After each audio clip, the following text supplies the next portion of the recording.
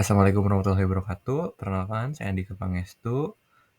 Izin merepresentasikan hasil analisis use case interview backend engineering di PT Lens Industri. Yang pertama, kita mempunyai deskripsi kasus, merancang REST API untuk sebuah aplikasi manajemen inventory sederhana. Aplikasi ini akan digunakan oleh sebuah toko kecil untuk mengelola produk yang mereka miliki. Dengan tujuan kasus ini yaitu merancang REST API, memastikan API dapat memberikan data yang diperlukan untuk menampilkan diagram seperti bar ataupun pie chart, dan juga menyusun model data entity-nya seperti apa. Juga ada kebutuhan fungsional, di mana program dapat mengolah produk, dapat mengolah kategorisasi produk, juga menampilkan statistik inventaris, mengetahui nilai aset yang dimiliki perusahaan. Lalu ada juga analisis dan pertimbangannya, yaitu yang pertama, desain model data entity database, yang kedua, desain RESTful API, pastikan bahwa endpoint mengikuti prinsip RESTful dengan menggunakan metode HTTP yang sesuai, yaitu get, post, put, and delete, dan memberikan respon yang jelas. Lalu yang terakhir, keamanan dan validasinya. Oke, hasil analisis saya ialah yang pertama, tentunya desain model data entity database-nya. Yang pertama, hasil analisis saya itu jadinya ada 3 tabel. Yang pertama, tabel produk, kategori, dan juga statistik. Di tabel produknya dahulu, kita mempunyai atribut ID sebagai primary key, lalu namanya apa produknya, gitu. Lalu juga deskripsi produknya, kategori si produk. Ini ngambil dari version key dari kategori, lalu stoknya, price-nya, harganya, atau ya itu.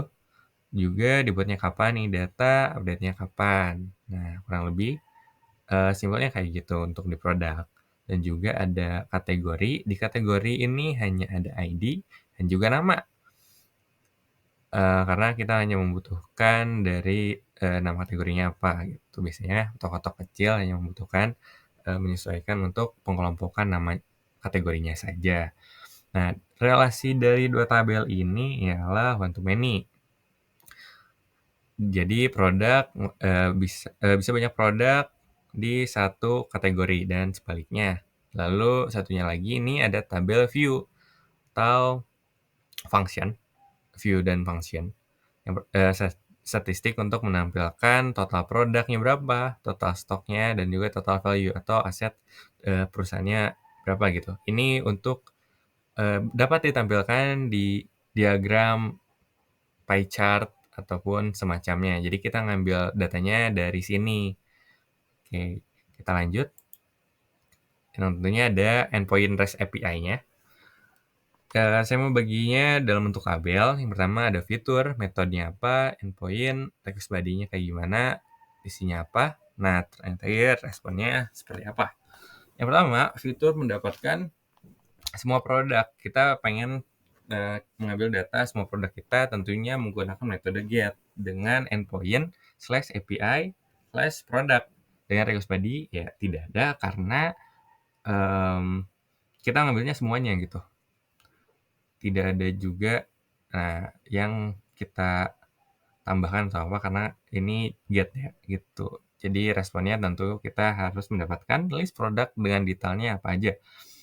Juga fitur kedua yaitu mendapatkan produk by ID. Tentunya metodenya get karena kita mengambil data dengan endpoint yang sama yaitu /API/product/ID. Ini yang membedakan yaitu ID-nya dengan spesifik berapa nih karena kita mencari produknya by ID gitu.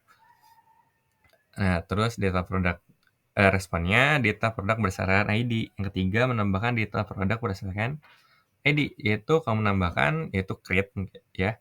Terus metodenya post dengan endpoint /API/product.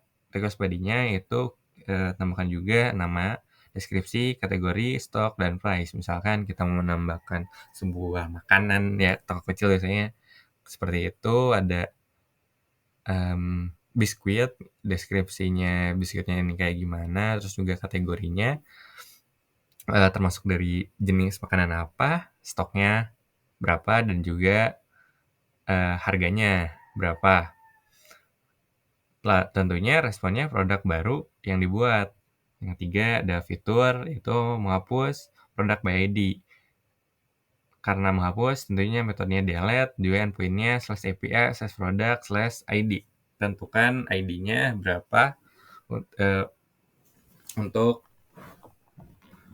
mengetahui, apa yang akan dihapus gitu. Responnya tentunya status penghapusan. Yang terakhir adalah fitur mengupdate. Karena mengupdate produk tentunya kita menggunakan metode put, juga endpoint-nya/API/product/ID sesuaikan dengan, ID produk yang akan diupdate. Dengan request body-nya itu tentunya ada nama, deskripsi, kategori ID, stoknya, juga harganya. Jadi, mungkin salah satu dari, atribut ini, akan di-update. Nah, lalu responnya produk yang diperbaruinya apa.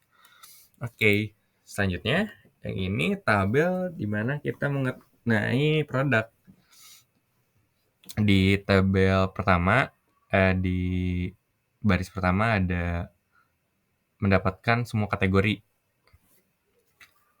Tentunya kalau mendapatkan metodenya get, endpoint-nya API/kategorinya apa, terus juga responnya, list kategorinya ada apa aja. Terus untuk menambahkan kategori baru dengan metode post tentunya juga endpoint-nya/API/kategori, request body-nya nama karena hanya tersedia satu atribut saja yaitu nama kategorinya apa, responnya kategori baru yang dibuat. Lalu yang terakhir, menghapus kategori by ID, itu delete, endpoint-nya API kategori/ID, request body-nya, namanya apa, statusnya penghapusan, dan juga kalau mau mengupdate tentunya kita bisa menggunakan metode put, endpoint-nya, sama API/kategori/ID, request body-nya apa yang mau di-update gitu ya, kategorinya. Terus juga status, responnya yaitu status, update-nya kayak gimana. Yang terakhir itu mengambil data untuk ditampilkan di pie chart ataupun diagram lainnya gitu, diambar ataupun lainnya, itu kita bisa nambahkan dari tabel view yang udah kita analisis tadi, kita siapkan. Yang pertama, kalau mendapatkan statistik, analisis kayak value-nya apa nih, terus total stoknya, mengenai, inventaris, kita bisa mendapatkannya menggunakan metode get dengan endpoint API/static. Juga request body-nya tentunya nggak ada, responnya total products, total stock, total value. Kalau mau lebih spesifik tentunya request body-nya kita, tambahkan total produk gitu, ataupun di endpoint-nya kita tambahkan slash total produknya berapa. Nah, lalu fitur terakhir itu mendapatkan nilai aset dengan metode get. Nah, endpoint-nya aset, value. Request body-nya nggak ada, responnya tentunya total value-nya ada apa aja gitu.